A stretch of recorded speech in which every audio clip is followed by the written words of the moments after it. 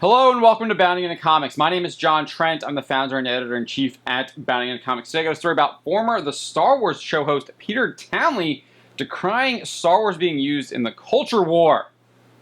Before we get to that, I'd like to ask if you could please hit that subscribe button if you are not already subscribed. If you are already subscribed, please make sure you are still subscribed. YouTube does like to unsubscribe people for whatever reason. And then hopefully by the end of this video, I will have earned your like, and then you'll share this video with your friends and family and give us a like. And hopefully you'll also hit that bell for notifications so you don't miss any of our future Bounding Into Comics videos. With that out of the way, let's get to the meat of this story. As I said, the former The Star Wars show host Peter Townley, who hosted the show from 2016 to 2018, recently decried Star Wars being used in the culture war. Townley appeared on the YouTube channel Around the Galaxy, where he made his comments about Star Wars and the culture war to the show's host Andy Gutierrez. Townley explained, "The thing that bothers me, though, is that it's one thing to like or dislike Star Wars, just like as a fan. Everyone has their likes or dislikes or wants to play armchair quarterback, and it could have been this way or the other. The really bad faith stuff that I don't like is when Star Wars is being framed as part of some sort of ongoing culture war, which is essentially just real-world political ideas trying to grab onto Star Wars, something that people know a lot about, and pull them towards their ideology using it." Townley then points to a specific tactic he takes issue with. He says, "You know, a very old political tactic is to say that things were better before. Things were better before, and modernity is corrupt and has dragged things down. And we need to go back to the glorious past so that things can be better. And lots of very, very ugly political movements have used this rhetoric.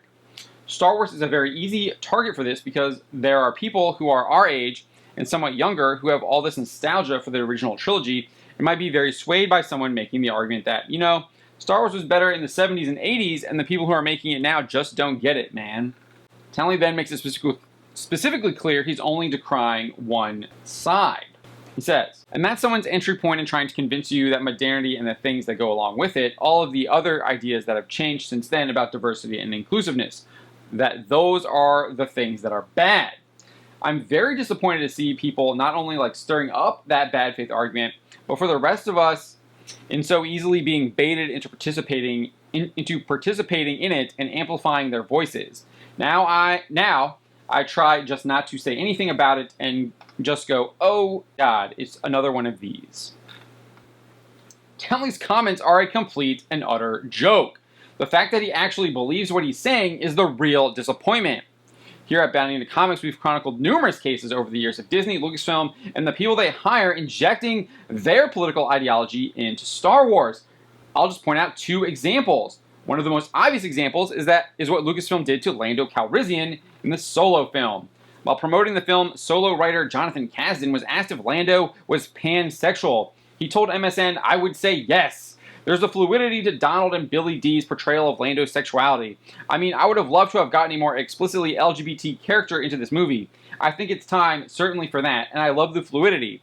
Sort of the spectrum of sexuality that Donald appeals to and that droids are a part of. He doesn't make any hard and fast rules. I think it's fun. I don't know where it will go." Kasdan doubled down on that on Twitter, writing, "Sorry to have brought identity, gender, politics into nope, not sorry at all, because I think the galaxy George gave birth to in 77 is big enough for everyone. Straight, gay, black, white, brown, Twi'lek, Sulistan, Wookiee, droid, and anything in between. Hashtag droid rights. Hashtag we are sentient." Star Wars and Lucasfilm has since doubled down on Lando's pansexuality a number of times since the film released. Most recently, Lando was featured as an LGBTQ+ character on one of Marvel Comics' Star Wars Pride variant covers for the month of June. Interestingly enough, the original Lando Calrissian actor Billy D. Williams is perplexed by the idea of a pansexual Lando. Williams even criticized Lucasfilm and Solo for making Lando pansexual. He told Rolling Stone, "I think that's the reason they didn't have the success they could have had. Because they were going for something that was topical instead of an adventure that's far beyond those questions. If you're talking about this huge, incredible story, why lock yourself into this tiny moment between a character like Lando and his robot friend?" Another example is Star Wars author Daniel Jose Older's creation of the character Takajima Risa for the novel Last Shot. Older explained his motivations for creating the non-binary character had nothing to do with Star Wars and everything to do with real-world political ideas. In a TikTok video, Older stated, Violent Femme 2 asks about Takajima Risa, hotshot pilot, aspiring scoundrel, Great taste in music from my novel Last Shot. Taka also has a pet wart named Cord. Things that were important to me when writing this character, and keep in mind there is no one right way to write people of a certain demographic. This was my particular take for this character, Takajima Risa. I wanted to show that they were a person of color because there are very few non-binary people, and even fewer non-binary people of color in the media. I wanted them to be able to say their own pronouns and not have other people gender them and decide their gender from the outside. I wanted them to be clearly a human and not an alien, because in this particular case, that was important. And I wanted to show canonically Han and Lando respecting the they-them pronouns without missing a beat because they're heroes, and real heroes respect people's pronouns. So the person who is really making the bad faith argument is Peter Townley. It's not fans inserting political agendas into Star Wars, it's Lucasfilm and Disney employees. But it shouldn't surprise anyone that a former Lucasfilm and Disney employee would make such a bad faith argument when the company's CEO Bob Chapek lied to shareholders when asked about Gina Carano's firing early this year.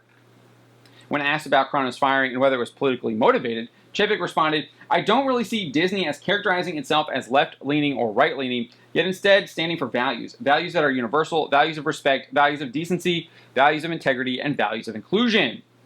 And we seek to have not only how we operate, but the content that we make reflective of the rich diversity of the world we live.